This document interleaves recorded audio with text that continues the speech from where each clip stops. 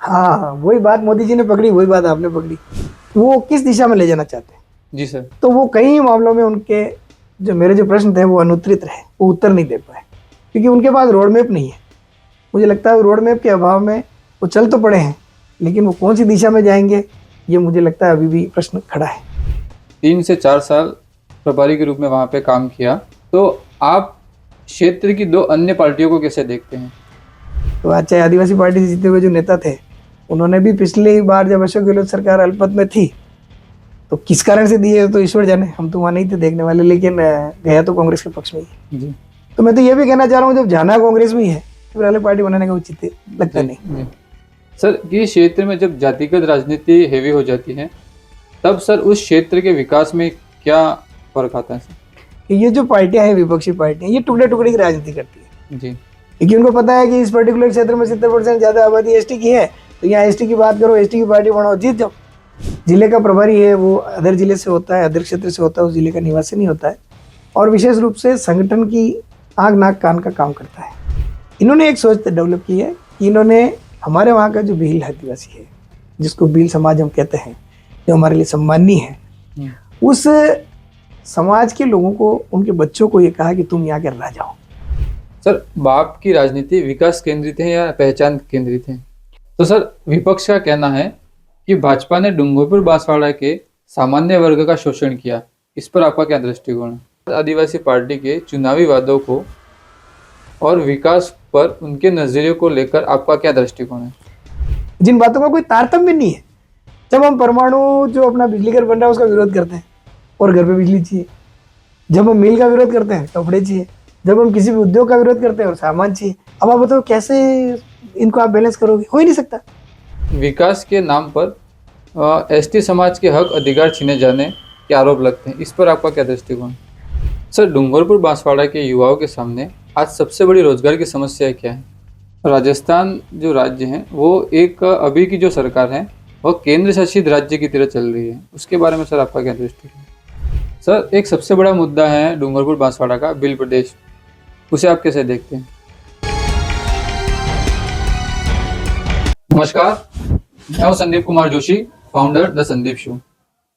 जब एक व्यक्ति ठान लेता है कि मुझे समाज की सेवा करनी है, अपने क्षेत्र का विकास करना है, लोगों की समस्याएं जब अपने स्वयं की समस्या लगती है, तो वह व्यक्ति बहुत कुछ कर सकता है। आज हमारे साथ उपस्थित हैं एक ऐसे व्यक्तित्व जिन्होंने समाज के लिए और समाज सेवा के लिए बहुत सारे कार्य किए। उनकी देखा जाए तो उनकी पॉलिटिकल यात्रा उनके कॉलेज से शुरू होती है, एबीवीपी से, जो आज हर व्यक्ति एबीपी से बहुत कुछ सीखता है। और एबीपी लोगों को कुछ ऐसा सिखा जाती है जो अपना फायदे बहुत कम देखती है, लेकिन समाज सेवा के लिए वो हमेशा प्रेरित करती है। ऐसे बहुत सारे उदाहरण हमारे साथ हैं। हम जिनकी हम बात कर रहे हैं वह भारतीय जनता पार्टी के विभिन्न पदों पर रहकर उन्होंने कार्य किया, और सबसे बड़ी बात, वह अपने ग्राम पंचायत में निर्विरोध सरपंच बने। दूसरी बार जनता का सहयोग रहा, चुनाव लड़कर भी वो सरपंच बने। भूमि विकास बैंक के चेयरमैन के रूप में उन्होंने कार्य किया, और उसके साथ भारतीय जनता पार्टी के प्रभारी के रूप में डूंगरपुर जिले में उन्होंने काम किया। और आज अगर वर्तमान की बात करें तो वह प्रभारी के रूप में बांसवाड़ा क्षेत्र में कार्य कर रहे हैं। हम बात कर रहे हैं कमलेश जी पुरोहित, जो प्रॉपर चित्तौड़ जिले के निवासी हैं। सर, द संदीप शो में दिल की गहराइयों से सर आपका हार्दिक स्वागत है। सर, विगत 3 साल आपने डूंगरपुर में काम किया, और वर्तमान में अभी 2 या 3 महीनों से आप बांसवाड़ा जिले के प्रभारी के रूप में कार्य कर रहे हैं। तो सर, हम आपसे जानना चाहेंगे कि डूंगरपुर बांसवाड़ा जैसे आदिवासी अंचल को आप सामाजिक और राजनीतिक रूप से कैसे देखते हैं सर? सबसे पहले तो मैं आपका द संदीप शो जो आपने शुरू किया उसके लिए बधाई देता हूँ, और आज जो आपने मुझे अवसर दिया है मेरे लिए, उसके लिए आपका और आपके सभी व्यूअर्स का बहुत स्वागत अभिनंदन करता हूँ, धन्यवाद करता हूँ।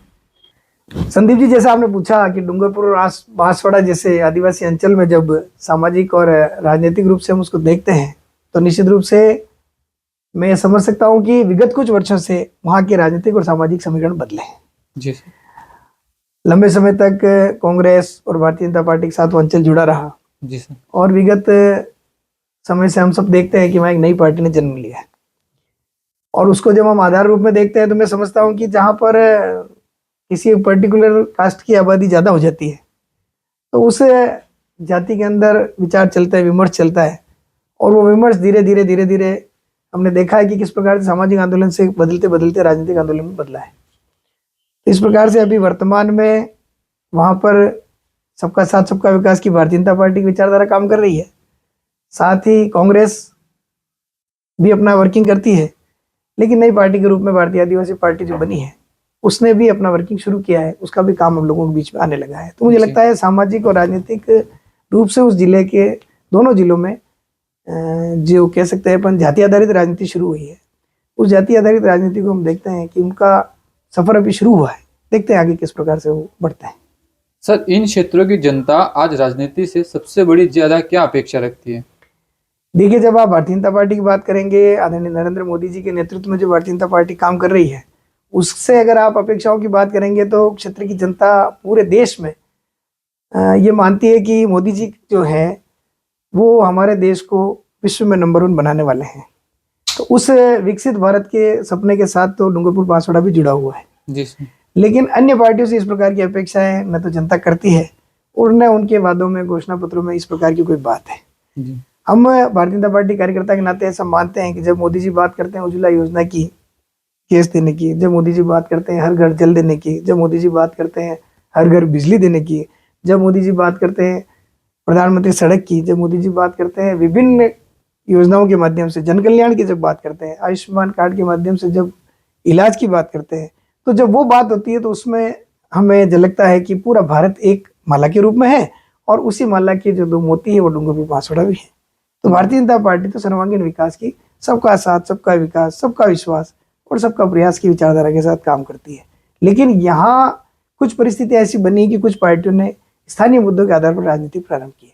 तो उन मुद्दों पर भी भारतीय जनता पार्टी का अपना मत है कि जनजाति के कल्याण के लिए, एसटी के कल्याण के लिए भारतीय जनता पार्टी ने पूर्व में भी बहुत काम किए हैं।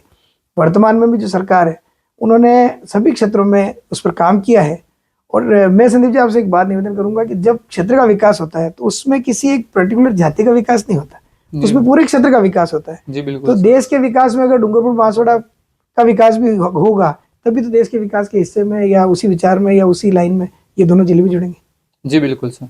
सर, जैसा कि आपने बताया कि डूंगरपुर बांसवाड़ा में जातिगत राजनीति हेवी हो रही है, तो सर एक प्रभारी के तौर पर आप डूंगरपुर बांसवाड़ा में किन चुनौतियों का सामना करना पड़ा सर? देखिए, जब मुझे डूंगरपुर में सह प्रभारी के रूप में पहली बार जिम्मेदारी मिली तो मेरे लिए वो क्षेत्र नया था। लेकिन मैं आपसे कह सकता हूँ कि ग्रामीण क्षेत्र में मैंने बहुत काम किया है, युवाओं में भी बहुत काम किया है। वहाँ पर जो मुझे लगता है कि संवाद, कि अगर हम जिन जिन से हमने संवाद किया, कई लोगों को हम बदलने में सफल भी हुए।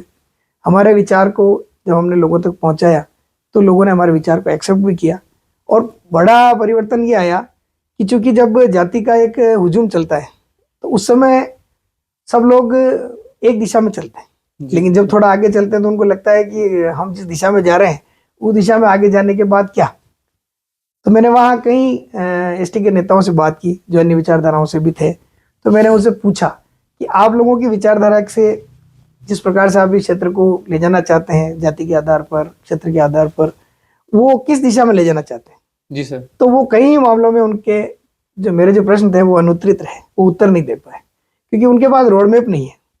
मुझे लगता है रोड मैप के अभाव में वो चल तो पड़े हैं लेकिन वो कौन सी दिशा में जाएंगे ये मुझे लगता है अभी भी प्रश्न खड़ा है।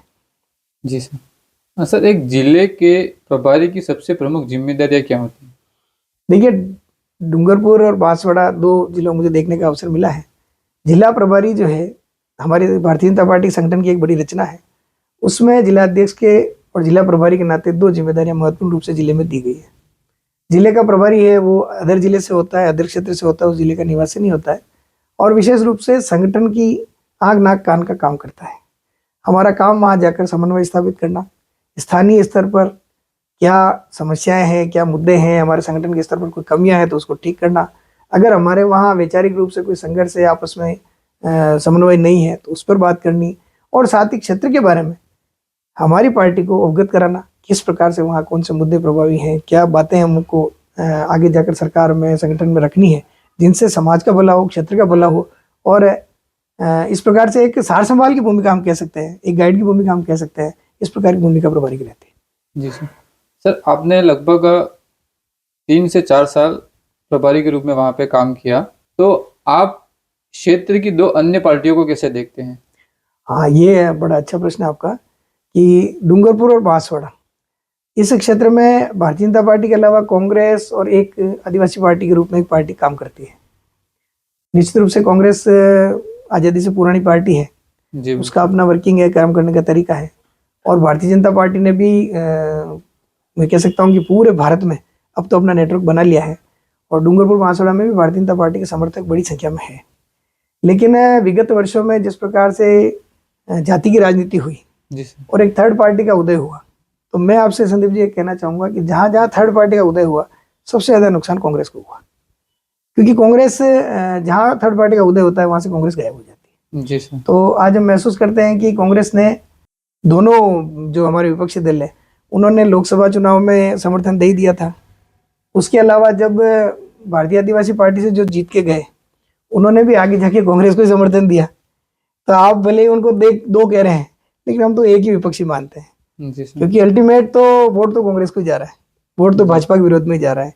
तो आज चाहे आदिवासी पार्टी से जीते हुए जो नेता थे उन्होंने भी पिछली बार जब अशोक गहलोत सरकार अल्पमत में थी तो किस कारण से दिए तो ईश्वर जाने, हम तो वहाँ नहीं थे देखने वाले, लेकिन गया तो कांग्रेस के पक्ष में ही है। जी तो मैं तो ये भी कहना चाह रहा हूँ जब जाना कांग्रेस में ही है तो फिर अलग पार्टी बनाने का उचित लगता जी नहीं। जी सर, ये क्षेत्र में जब जातिगत राजनीति हेवी हो जाती है तब सर उस क्षेत्र के विकास में क्या फर्क आता है सर? देखिए क्या मुद्दे पीछे छूट जाते हैं। मुद्दे कैसे पीछे छूट जाते हैं कि आप जब जाति की बात करोगे तो आपकी प्राथमिकताएं बदल जाएगी। जी सर। आज हम भारतीय जनता पार्टी के नाते किसी एक जाति की बात नहीं करते, हम भारतीय जनता पार्टी के नाते सबको साथ लेकर चलने की बात करते हैं। और जिस प्रकार से अदर पार्टियों की बात करें, विशेष रूप से डूंगरपुर बांसवाड़ा में हम आदिवासी पार्टी की बात करें, तो उनका तो ट्रेंड ही पर्टिकुलर आदिवासी शब्द लेकर वो चले।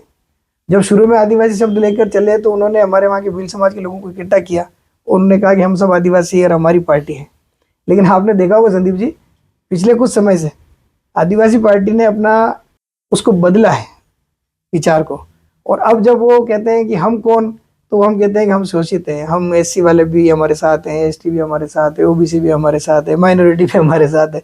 तो मुझे लगा कि जब उन्होंने शुरुआत की तो केवल भीलों के साथ की, अब उनके साथ उनको लगा कि केवल इतनी सी बात करने से काम चलने वाला नहीं, क्योंकि बहुत सीमित क्षेत्र में हम काम कर पाएंगे, हमको तो अगर बड़ी पार्टी बनना है।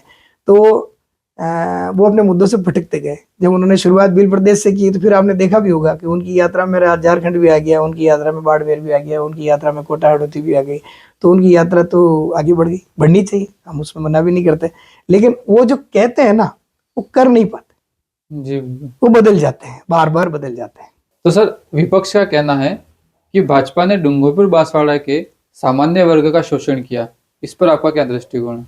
नहीं नहीं नहीं नहीं, ऐसा कहना तो मुझे नहीं लगता कि ठीक बात है, क्योंकि भारतीय जनता पार्टी, तो मैं वापस आपसे कह रहा हूँ, हम तो सबके लिए काम करते हैं। जब बिजली का कनेक्शन जाएगा तो वो चेहरा देख के थोड़ी लगाएंगे, जिसके नहीं है उसको देंगे। अब उसमें आप उससे, यही तो प्रॉब्लम है बेसिकली, कि ये जो पार्टियां हैं, विपक्षी पार्टियां, ये टुकड़े टुकड़े की राजनीति करती है जी, क्योंकि उनको पता है कि इस पर्टिकुलर क्षेत्र में 70% ज्यादा आबादी एसटी की है, तो यहाँ एसटी की बात करो, एसटी की पार्टी बनाओ, जीत जाओ और जाके कांग्रेस को वोट दे दो। तो यही तो उनका सिस्टम यही तो है, जहां पर जो जिसकी अधिकता है। आज उन्होंने गुजरात में पाटीदार आंदोलन क्यों चलाया? उनको लगा कि पाटीदारों की थोड़ी एकता ज्यादा है, संगठन है, उनको इकट्ठा किया और आंदोलन खड़ा किया। तो जब भारतीय जनता पार्टी सबका साथ सबका विकास की बात करेगी, उसकी काट कैसे लाएंगे? तो इसलिए जातिवादी और जाति आधारित जो राजनीति है, और जिस प्रकार से वो कह रहे हैं कि जनरल को क्या मिला, ओबीसी को क्या मिला, एससी को क्या मिला, एसटी को क्या, इससे ऐसे नहीं चलेगा। जब देश का विकास होगा तो सबका विकास होगा। और आज हम देखते हैं कि जनरल को तो पहले आरक्षण का आधार क्या था? पहले आरक्षण का आधार सामाजिक आधार था, लेकिन भारतीय जनता पार्टी और नरेंद्र मोदी की सरकार ने पहली बार आरक्षण का आधार आर्थिक बनाया, और 10% जो ईडब्ल्यूएस का आरक्षण हुआ वो कारण तो भारतीय जनता पार्टी है जी। और टीएसपी एरिया में तो मुझे लगता है सबसे ज्यादा नौकरियां, अगर मैं जिस एरिया में रहता हूँ यहाँ तो जनरल को नौकरी लगना बड़ा एक मुश्किल काम है, लेकिन टीएसपी एरिया में तो बड़ी संख्या में जनरल को नौकरी भी मिली। तो इस प्रकार से टुकड़े टुकड़े की राजनीति मुझे लगता है ठीक नहीं। सर बाप पार्टी का वोट बैंक स्थायी है या चुनावी दर चुनाव बदलता है? देखिए मैं एक बात बताऊँ आपको संदीप जी, जब भी कोई नई पार्टी बनेगी तो आप ये सोच के समझ के चलो कि भारतीय आदिवासी पार्टी के साथ जो लोग जुड़े, उन लोगों में से क्या सारे लोग उसकी मूल विचार को जानते थे? नहीं जानते थे, नहीं जानते। क्या होता है जब राजनीतिक क्षेत्र में हम काम करते हैं, हमने देखा है कि उनके भाषणों के मुद्दे अलग होते हैं जो सार्वजनिक रूप से आपके साथ बैठ के बात करेंगे, और उनके इंटरनल जब छोटी मीटिंग्स होती है उनके मुद्दे अलग होते हैं। अब मैं आपको एक छोटी बात शेयर करूं, ये सबसे पहले शुरू हुए बीटीपी से, भारतीय ट्राइबल पार्टी से। जी सर। फिर उन्होंने बना लिया भारतीय आदिवासी पार्टी। आप बताओ, ट्राइबल इंग्लिश में कहते हैं, उसको हिंदी में क्या कहते हैं? आदिवासी। जी। क्या अंतर था? हिंदी इंग्लिश। हिंदी इंग्लिश का। लेकिन मूल अंतर क्या था, इसको समझो जरा। क्यों बनानी पड़ी पार्टी?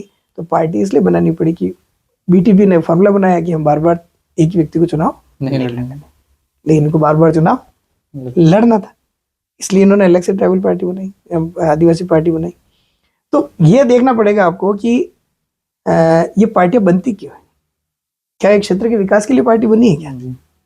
आप मानते हो कि ये जो पार्टी के जो लोग जीत के जाएंगे, विधायक बनेंगे, सांसद बनेंगे, ये क्षेत्र का विकास करेंगे? आपको लगता है कि जो 2 सीट लेके 5 सीट लेके, और उनका जो जिस प्रकार से इन्होंने अपना क्राइटेरिया तय कर रखा है, उसमें कितनी सीटें इनकी बन पाती है? तो ये क्या कभी इस सोच को लेकर जा रहे हैं क्या कि हम जीत कर जाएंगे, विकास करेंगे? विकास की सोच के साथ मुझे नहीं लगता है जाएंगे। इन्होंने एक सोच डेवलप की है कि इन्होंने हमारे वहाँ का जो भील आदिवासी है, जिसको भील समाज हम कहते हैं, जो हमारे लिए सम्माननीय है, उस समाज के लोगों को, उनके बच्चों को ये कहा कि तुम यहाँ के राजा हो। अब संदीप जी, आपको मैं राजा बना दूं, उसके बाद मेरा विपक्षी आपको क्या ही बनाएगा, तो आप जाओगे उसके पास।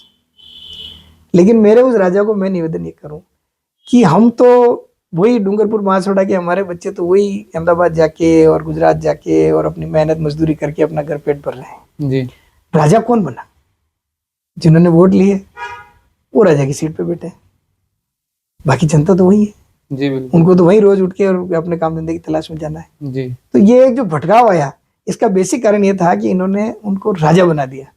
तो राजा जिसको आप बना दो, उसको तो फिर आप क्या ही समझाओ। मुझे लगता है यही बड़ा कारण है कि उस पार्टी ने 4 कदम आगे बढ़ी है, लेकिन लंबा चलने के लिए सच बोलना पड़ेगा। और ये जो बार बार बदलने की इनकी प्रवृत्ति है, इस प्रवृत्ति के कारण मुझे लगता है बहुत ज्यादा सर्वाइव नहीं कर पाएंगे। क्योंकि इन्होंने जब बात की केवल भील समाज के लोगों को जोड़ा, उसके बाद उन्होंने उसी पार्टी में इन्होंने अदर कम्युनिटी को लेना शुरू कर दिया। और फिर तो इन्होंने कह दिया कि भाई हमारे तो सारे एसटी, सारे एससी हमारे, सारे एसटी हमारे, सारी ओबीसी हमारी, सारे राजपूत परिवार हमारे, तो बच्चे ही कौन पीछे। जी सर बिल्कुल। तो ये शुरू जहाँ से हुए, अब मुझे लगता है आते आते विस्तार के चक्कर में भटक गए, मुझे ऐसा लगता है। सर, बाप की राजनीति विकास केंद्रित है या पहचान केंद्रित है? मैंने पिछले प्रश्न में ये उत्तर में कहा कि इन्होंने हमारे भील समाज के युवाओं को राजा बनाया, यानी पहचान दिलाई कि तुम राजा हो। और राजा बनाने की जो पहचान इन्होंने दिलाई, वो किसके लिए दिलाई? वो दिलाई खुद को राजा बनने के लिए। जी। क्योंकि उस बच्चे के तो न तो वर्तमान में कोई परिवर्तन आया, न उसकी आजीविका में कोई परिवर्तन आया, न कोई रोजगार की बात हुई, न कोई विकास की बात हुई। और विकास के मुद्दे पे तो इनका बड़ा सीधा सरल फंडा है, बहुत ही अच्छा फंडा है। क्योंकि जब विपक्ष में आप राजनीति करते हो तो ये फंडा सबसे सरल होता है कि जो काम हो रहा है उसके लिए तो डिमांड कर लो कि हमने मांगा और आपने करना पड़ा इनको। और जो काम रह गया, नहीं किया, तो जिम्मेदार तो वही है जिसकी सरकार है। तो जो काम नहीं हुआ वो सरकार की वजह से नहीं हुआ, और जो हुआ जो हमने किया। तो ये तो बड़ा सिंपल फॉर्मूला है। जैसे कि आपने बताया कि युवाओं को उन्होंने राजा बनाया, तो युवाओं में बाप की स्वीकार्यता बढ़ने के पीछे मुख्य कारण क्या रहे? देखिए, युवाओं में, युवा वायु का उल्टा है। हमने युवाओं में बहुत काम किया विद्यार्थी परिषद के नाते, और हमने देखा भी है विश्व के कई देशों में युवाओं ने परिवर्तन किया। तो परिवर्तन का वाहक होता है युवा, क्योंकि उसको पुरानी बातों के बारे में ज्यादा जानकारी नहीं होती। उसको नहीं पता होता कि हमारे पूर्वजों ने क्यों, किस पार्टी के साथ जुड़े, उस पार्टी ने हमारे साथ क्या किया, हमको क्या दिया, क्या लिया, उसके बारे में उनको कोई इतिहास की जानकारी होती नहीं। उनको जो वर्तमान परिदृश्य में जो कमियां दिखाकर लोग जो लोक लुभावनी बात करके जोड़ने का प्रयास करते हैं, उसमें युवा सबसे जल्दी मानता है। और वो ये चाहता भी है, युवा खुद भी, कि वो एक परिवर्तन लाए। तो इसलिए युवाओं में ये नई पार्टियां जब बनती है तो उसके पीछे एक बार तो युवा जाता ही है। जी सर, बाप पार्टी का एक आरोप है कि भाजपा और कांग्रेस में परिवारवाद चलता है, जबकि बाप पार्टी युवाओं को टिकट या किसी अन्य में उनको मौका देता है। इस पर आपका क्या दृष्टिकोण है? देखिए ये भी एक साधारण बात है। इनका जन्म कितने समय पहले हुआ? जी, मतलब कुछ समय हुआ। जी जी तो निश्चित रूप से युवा ही देंगे टिकट, जी है ना। और भारतीय जनता पार्टी लंबे समय से काम कर रही है, अच्छा काम किया है। तो हम तो युवा, महिला, अनुभव सबका सम्मिश्रण करके काम करेंगे। इनके पास ऑप्शन है क्या जी बुजुर्गों को टिकट देने का या जी। वरिष्ठों को टिकट देने का? इनके पास ऑप्शन ही नहीं है। तो ऑप्शन ही नहीं है तो क्या, कहाँ से लाएंगे? जी। मुझे लगता है ऑप्शन के अभाव में वो ऐसा कह रहे हैं। बाकी तो बार बार चुनाव तो उनके। भारत आदिवासी पार्टी के चुनावी वादों को और विकास पर उनके नजरियों को लेकर आपका क्या दृष्टिकोण है?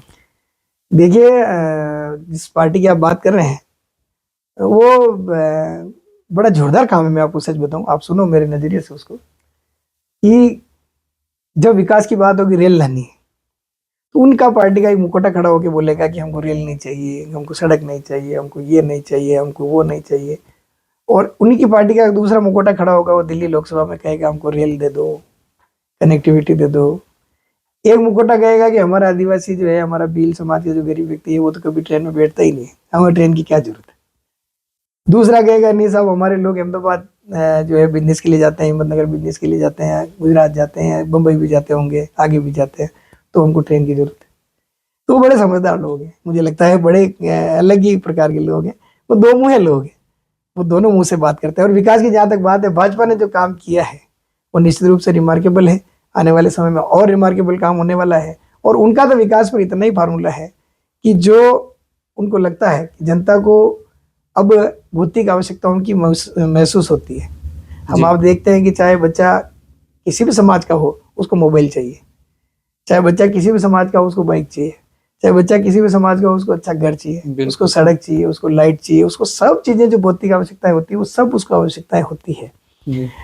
अब इस कंडीशन में वो पार्टी किस प्रकार से इन बच्चों को उन आवश्यकताओं से दूर करे, क्योंकि इनका नारा तो झारखंड वालों के साथ है, जल जंगल जमीन बचाओ आंदोलन है। तो जल जंगल जमीन बचाओ आंदोलन के और विकास के जिस पैमाने पर युवा जो चाहता है, उन दोनों के बीच में तो कहीं तारतम्य नहीं है। तो उस तारतम्य के नहीं होने की वजह से मुझे लगता है विकास पर ये दिग्भ्रमित है। जी सर, ये दिग्भ्रमित है, ऐसा मुझे लगता है। विकास के नाम पर एसटी समाज के हक अधिकार छीने जाने के आरोप लगते हैं, इस पर आपका क्या दृष्टिकोण है?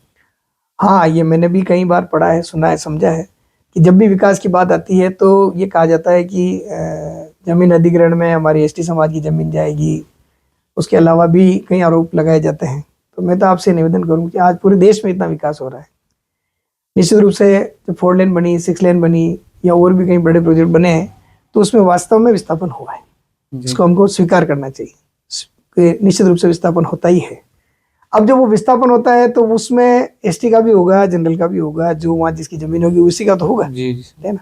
तो वो विस्थापन जब होता है तो मैं आपको एक उदाहरण बताऊं, आपको बड़ा आश्चर्य होगा और मुझे लगता है कि जो विरोध करने वाले लोग हैं उनके मुंह पे तमाचे की जैसे होगा कि हम देखें कि बांसवाड़ा और डूंगरपुर, मैंने दोनों को देखने का प्रयास किया, दोनों को समझने का प्रयास किया। आज हम देखते हैं बांसवाड़ा में पानी की बहुत उपलब्धता है, खेती के लिए जितना पानी बांसवाड़ा में है उसके बनिस्पत डूंगरपुर में कम है। जी सर। उसका बड़ा कारण है माई डैम। लेकिन जब माई डैम बना तो क्या उस समय विस्थापन नहीं हुआ था क्या? वही होगा, बिल्कुल सर। उस समय भी कई लोगों ने बलिदान दिया होगा, अपनी जमीन दी होगी, अपना घर बलिदान दिया होगा। आज हम देखते हैं तो माई डैम से विगत इतने वर्षों में कितना रोजगार पैदा हुआ है, कितना हमने हमारे जो आर्थिक व्यवस्था उसमें उसका योगदान दिया है। तो निश्चित रूप से विस्थापन एक प्रश्न है, लेकिन विस्थापन को अगर तर्कसंगत रूप से एक साथ जोड़ते हुए अगर हम देखेंगे तो आने वाले समय में इन दोनों के बीच में बैलेंस रखते हुए हमको आगे तो बढ़। सर, डूंगरपुर बांसवाड़ा के युवाओं के सामने आज सबसे बड़ी रोजगार की समस्या क्या है? ये बात सही है कि अभी हमको देश के प्रधानमंत्री को आप सबने सुना होगा कि 1835 में लॉर्ड मैकाले ने जो शिक्षा पद्धति लागू की, उस शिक्षा पद्धति के कारण आज ये बेरोजगारी की समस्या एकदम भयावह जैसी हमें दिखती है। जी सर। उसके दो बड़े कारण मुझे जो समझ में आते हैं, मेरी बुद्धि से मैं कहना चाहता हूँ। सबसे एक पहला तो ये कि हमारी स्किल चली गई। स्किल जाने से क्या हुआ कि एक बच्चा 10वीं 12वीं करते हुए बीए तक पहुंचता है तो सीधा सीधा सरकारी नौकरी की तरफ देखता है, और वहां पर जो कंपटीशन होता है उससे उसमें फिर उसका मन खराब होता है और उसमें डिप्रेशन की भावना आती है। तो ये जब हम देखते हैं तो उस समय हमको ध्यान में आता है कि नरेंद्र मोदी जी ने जब स्किल इंडिया का अभियान चलाया तो उस अभियान से हमारे लोग कितने जुड़े और कितने बच्चों ने स्किल इंडिया के माध्यम से स्किल को प्राप्त किया और जब हम स्किल प्राप्त कर लेते हैं तो मुझे लगता है स्किल जब किसी के हाथ में होती है तो वो बंदे को कहीं भी रखेंगे और रोजगार की व्यवस्था अपनी कर लेता है। तो आने वाले समय में चूंकि बांसवाड़ा जिस जहाँ मुझे लगा है वहाँ तो विकास के बहुत बड़े बड़े प्रोजेक्ट्स आए हैं, रोजगार के बहुत अवसर है। बस वहाँ जरूरत अगर पड़ेगी तो वो स्किल की पड़ेगी। तो मैं तो सभी युवाओं से हाथ जोड़ के अनुरोध करूंगा, सरकारी रोजगार की तरफ भी आप जाए निश्चित रूप से, लेकिन अपनी अपनी स्किल अगर आप डेवलप करेंगे तो निश्चित रूप से आने वाला समय आप युवाओं का है और युवा ही इस देश का भविष्य बनाएंगे। सर, जैसा कि आपने बताया कि युवाओं के लिए बहुत सारे अवसर हैं, तो क्या ये सरकारी योजनाएं युवाओं तक वास्तव में पहुंच रही है या ये सिर्फ कागजों तक सीमित है? नहीं, मेरा ऐसा मानना है कि आज का युवा बहुत एग्रेसिव है, समझदार है, समझता है। और फिर आप जैसे जो मीडिया और सोशल मीडिया के माध्यम से आप लोग नीचे तक अपनी बातों को पहुंचा पा रहे हैं, जी सर। तो युवा जुड़ा तो है, जी लेकिन फिर भी लगता है कहीं अगर कमी है तो उसको ठीक करने का प्रयास सरकारी स्तर पर, संगठन के स्तर पर हम सब मिलकर उस प्रयास करेंगे कि अधिकतम युवाओं तक सरकारी योजनाओं का लाभ पहुंचे। सर, आज अगर रोजगार की बात करें तो हर युवा गवर्नमेंट जॉब की चाह में बैठा है, उन्हें आप क्या कहना चाहेंगे? देखिए, निश्चित रूप से हमारे देश की जो सरकारें हैं वो सरकारी रोजगार भी उपलब्ध कराती है, लेकिन फिर भी ये मान के चलें कि हम सभी बेरोजगारों को सरकारी सर्विस मिलेगी ऐसा एश्योर करना मुझे लगता नहीं कि कोई कर पाएंगे। लेकिन अभी अवसर बदले हैं। अभी हमने देखा है कि कई स्टार्टअप्स, स्टार्टअप इंडिया इतना व्यापार बढ़ा है और अभी तो हमारा ग्लोबल मार्केट बढ़ा है। ग्लोबल मार्केट में भी भारत की जो पोजीशन है, हम आर्थिक स्थिति पर चौथी पोजीशन पर आ गए हैं। तो आने वाला समय जो है वो एंटरप्रेन्योर्स का है। नौकरी लेने वाला नहीं, नौकरी देने वाले बनने की जो संभावना है वो सबसे ज़्यादा है। और मैं तो अपने क्षेत्र के कई युवाओं को देखता भी हूँ, डूंगरपुर बांसवाड़ा के युवाओं को भी देखता हूँ कि उन्होंने न केवल राज्य की सीमाओं से बाहर जाकर अपना व्यापार प्रारंभ किया, बल्कि यहाँ के कई बच्चों को तो रोजगार प्रदाता के रूप में भी मैंने देखा है। तो मुझे लगता है हमारे युवाओं का जो भविष्य है बहुत उज्जवल है। केवल सरकारी नौकरी ही ऐसा उनका टारगेट लेके वो चलने वाले नहीं है, वो आगे आने वाले समय में लोगों को रोजगार देंगे। सर, अभी आपने एंटरप्रेन्योर की बात करी, तो छोटे उद्योग और स्टार्टअप शुरू करने में युवाओं के सामने सबसे बड़ी बाधा क्या है? पूंजी, मार्गदर्शन या बाजार? देखिए, निश्चित रूप से तीनों ही विषय बहुत महत्वपूर्ण है, पूंजी भी, मार्गदर्शन भी और व्यापार भी। लेकिन मैं आपसे कह सकता हूँ कि अगर अच्छा मार्गदर्शन मिले तो पूंजी तो सरकारें उपलब्ध करा रही है। आज स्टार्टअप को फंड राजस्थान सरकार भी देती है, केंद्रीय सरकारें भी स्टार्टअप को फंड दे रही है जी। तो आने वाले समय में फंड की जो समस्या है, अगर आपका आइडिया अच्छा है, अगर आपका स्टार्टअप अच्छा है तो फंड निश्चित रूप से आपको उपलब्ध हो जाएगा।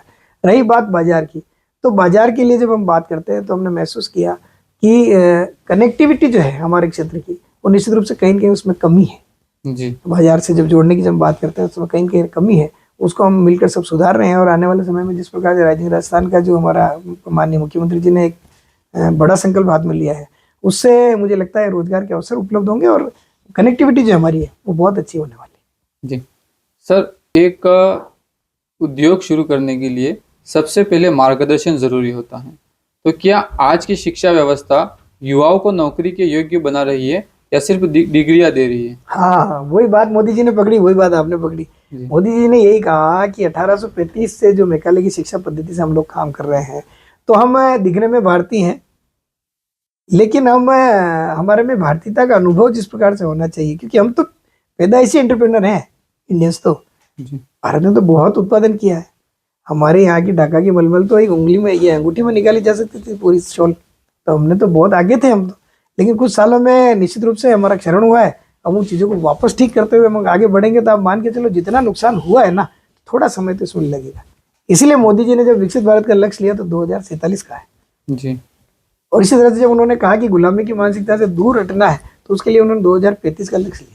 उन्होंने कहा कि लॉर्ड मैकाले की जो शिक्षा पद्धति है, इससे जो गुलामी की मानसिकता हमारी बनी है, अंग्रेजियत के प्रति, पश्चिम राष्ट्रों के प्रति हमारी जो भावना बनी है, उसमें भारतीयता लाने के लिए थोड़ा समय हमें लगेगा। सरकार उस दिशा में अच्छा काम कर रही है, हमारी सरकारें बहुत अच्छा काम करते हुए नीचे तक इस बात को ले जाएगी। अभी तो स्वदेशी का, और मैं बात जोड़ते हुए कह रहा हूँ, अभी तो आत्मनिर्भर भारत का जो संकल्प मोदी जी ने लिया है और स्वदेशी का जिस प्रकार से प्रकल्प चले हैं, आप देखिए आने वाले समय में बहुत अच्छा भविष्य हमारा होने वाला है।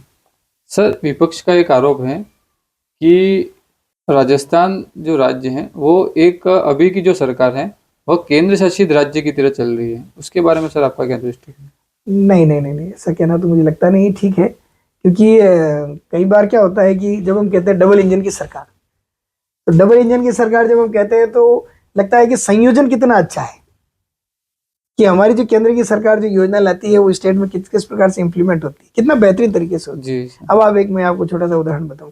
पिछली बार हमारी सरकारें दोनों अलग अलग थी, तो नरेंद्र मोदी जी की एक महत्वाकांक्षी योजना है जो आपके घर तक भी पहुंची होगी, उसका नाम है हर घर जल योजना। जी हमने देखा कि हमने लेटेस्ट, आपको तो शायद जानकारी में होगा कि अभी जो सरकारों में भ्रष्टाचार हो रहा है, कार्यों दिशा की में बैठक में। हाँ भ्रष्टाचार हो रहा है, भ्रष्टाचार के हमारे पे आरोप जिस प्रकार से विपक्ष पार्टी ने लगाया, उसमें आपको बड़ी एक आश्चर्यजनक बात बताता हूँ कि सबसे ज्यादा जो भ्रष्टाचार हर घर जल में हुआ ना, घर घर जल में, उस घर घर जल में सबसे ज्यादा भ्रष्टाचार अपने क्षेत्र में हुआ पिछली सरकारों में। डूंगरपुर बांसवाड़ा। हाँ पिछली सरकारों में।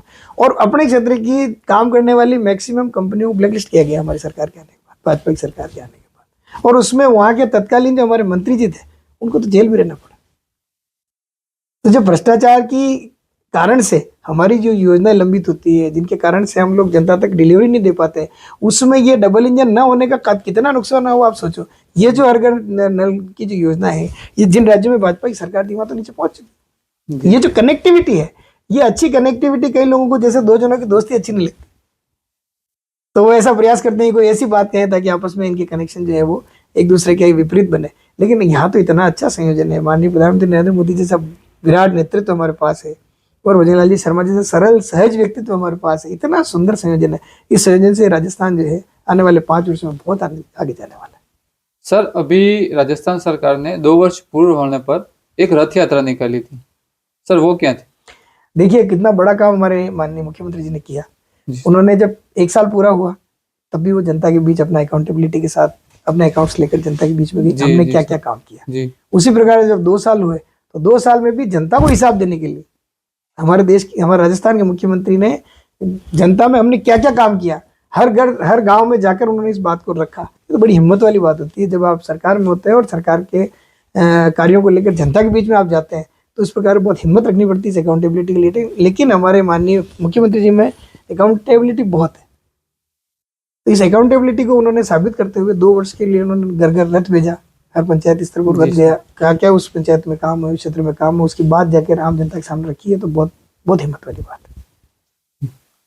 सर आने वाले विधानसभा चुनाव तक डूंगरपुर बांसवाड़ा में बीजेपी की क्या रणनीति है? देखिए निश्चित रूप से भारतीय जनता पार्टी का प्रयास रहेगा कि हम हर व्यक्ति तक हमारी जो जन कल्याणकारी योजनाएं हैं उनको पहुंचाएं, क्योंकि हम जब तक संवाद, जब तक समन्वय, जब तक संपर्क, ये हम लोगों तक जितना पहुंचेंगे उससे हमारा उतना ही आधार बढ़ेगा। इस दिशा में हम लोग काम कर रहे हैं, हमारी पार्टी भी उसी दिशा में काम कर रही है। और करते करते मुझे लगता है कि जब हर घर तक डिलीवरी होगी हमारी योजनाओं की, हमारे कार्यों की डिलीवरी होगी, तो निश्चित रूप से ये जनता का जो जुड़ाव है ये विकास से जुड़ेगा। और विकास से जब ये लोग जुड़ेंगे तो विकास का तो भारतीय जनता पार्टी पर्याय है। बीजेपी विकास करती है, सब लोग जानते हैं इस बात को। इसलिए भारतीय जनता पार्टी के जो नेटवर्क है वो बढ़ेगा। आने वाले समय में हमारे क्षेत्र में भारतीय जनता पार्टी का कमल जो है, हर घर कमल खिले, हर गांव कमल खिले, उसके लिए हम सब लोग मेहनत करें। अब मुझे लगता नहीं वो सीरियस है इस बारे में। सर आप 2005 से 2015 तक सरपंच रहे और 2005 से 2010 का जो आपका कार्यकाल रहा उसमें आप निर्विरोध सरपंच बने थे। सर ये कैसे संभव हो पाया? देखिए निश्चित रूप से मुझे कहते हुए वास्तव में धन्यवाद दूं मेरे ग्रामवासियों का और मेरे ग्राम पंचायत वासियों का। उन्होंने मुझे अवसर प्रदान किया। मैं तो छात्र राजनीति का कार्यकर्ता था, उन्होंने मुझे अवसर दिया कि मैं गांव में आकर गांव के विकास की बात करूं, उनके साथ खड़ा रहूं। तो गांव में मुझे पहली बार निर्विरोध सरपंच बनने का अवसर मिला। इसके लिए तो मैं निश्चित रूप से ईश्वर का और ग्रामवासियों का धन्यवाद देता हूँ। लेकिन मैंने महसूस किया ग्राम पंचायत के कार्य के दौरान कि, और आपको एक आश्चर्यजनक बात और बताता हूँ, मैं जहाँ निर्विरोध सरपंच बना हुआ 30% ST आबादी है। ऐसा नहीं है, मतलब इनसे जुड़ा हुआ बचपन से ही मेरा है कि किस प्रकार सोचते हैं, क्या मानते हैं जी। तो अच्छे लोग हैं, भले लोग हैं। तो उन भले लोगों में मैंने काम किया, उनके लिए जो सरकार की योजनाएं थी वो नीचे तक ले जाने का प्रयास किया।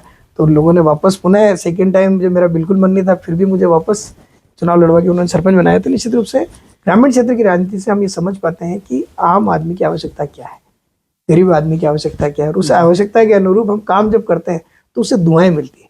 तो जो दुआएं मिलती है वो आपके करियर को भी आगे बढ़ाती है और आपके परिवार को भी आगे बढ़ाती है जी।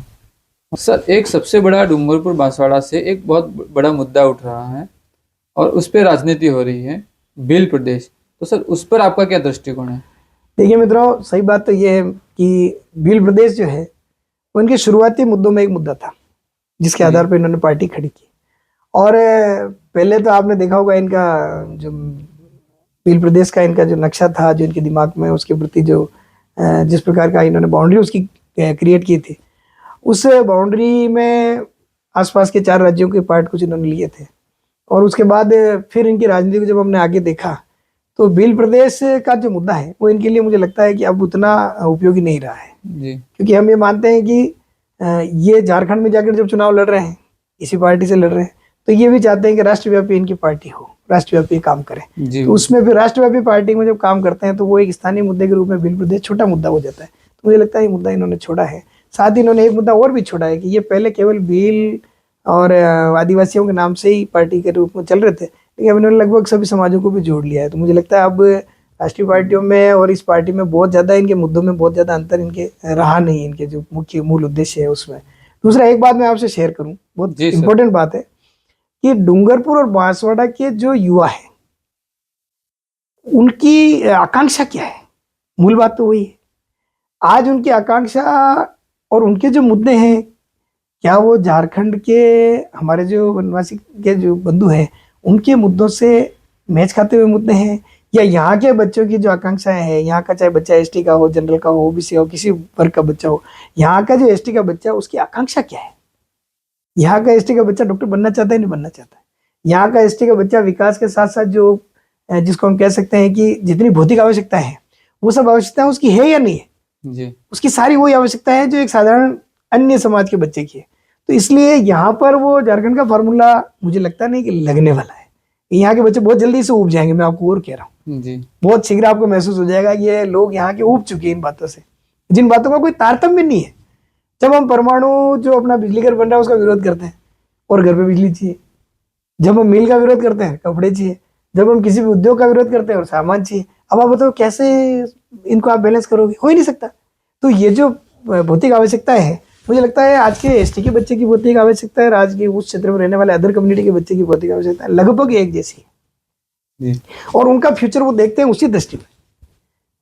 वो जानते हैं कि हमें पक्के मकान की जरूरत है, वो जानते हैं कि क्या आवश्यकताएं हैं। तो उन आवश्यकताओं को जब हम मैच करेंगे तो मुझे लगता है कि ये जो आदिवासी पार्टी जिन मुद्दों को लेकर खड़ी हुई, उन मुद्दों पर वो खुद ही गिर जाएगी। जैसे वो भील प्रदेश पे बेक हो रही है धीरे धीरे, आप देखना भील प्रदेश का नाम लेना उन्होंने कम कर दिया, वो तो राष्ट्रीय पार्टी बनने वाले हैं। इसी प्रकार से विकास के मुद्दे पर भी एक मुंह क्या कह रहा है, दूसरा मुंह क्या कह रहा है, देखना दो मुंही पार्टी है।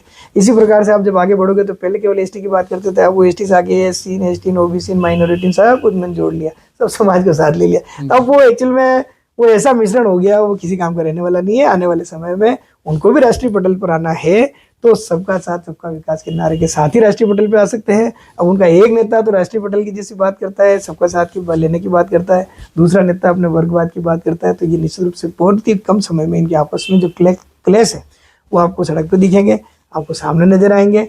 क्योंकि झूठ लंबे समय तक चलता नहीं है, झूठ को ज़्यादा दिन आप चला नहीं सकते। तो उसको कहीं ना कहीं 2047 का जो विकसित भारत का लक्ष्य है उसमें हम सबको लगना पड़ेगा, सभी पार्टियों को भी लगना पड़ेगा। क्योंकि नरेंद्र मोदी अपना पैमाना इतना ऊपर सेट करते हैं कि उसमें सबका साथ सबका विकास आ जाता है। जैसा हम पुराने लोग कहते हैं कि हाथी के पैर में सबका पैर, इसी प्रकार नरेंद्र मोदी जी का जो विचार देश के प्रति है, इस देश को विकसित भारत बनाकर विश्वगुरु बनाने की कल्पना है, उसमें हम सब पार्टियों को, हम सब समाजों को, हम सब भारतीयों को लगना पड़ेगा। तब यह देश विश्व में गुरु बनेगा और हमारे यहाँ हर भारतीय की जो एक आवाज़ है उसको विश्व में सुनी जाएगी। जी सर, आपने अपना कीमती समय द संदीप शो को दिया सर, इसके लिए सर आपको बहुत बहुत धन्यवाद सर। नहीं संदीप जी, आपका धन्यवाद कि आपने बहुत अच्छा ये मुझे विषय रखने का अवसर दिया है। निश्चित रूप से जो मैं समझता हूँ कि जो आज अपनी बातचीत हुई है वो उस क्षेत्र के युवाओं के, उस क्षेत्र के समस्त लोगों के निश्चित रूप से दिमाग में आएगी। हम सब मिलकर इस पर विचार करेंगे और वो जब विचार करेंगे तो वो क्षेत्र भी विकसित भारत का हिस्सा बनेगा। जी सर, आप सभी श्रोताओं का दिल की गहराइयों से धन्यवाद। आप हमारे चैनल को सब्सक्राइब करें, लाइक करें और अपनों के साथ शेयर करें। आप सभी का धन्यवाद।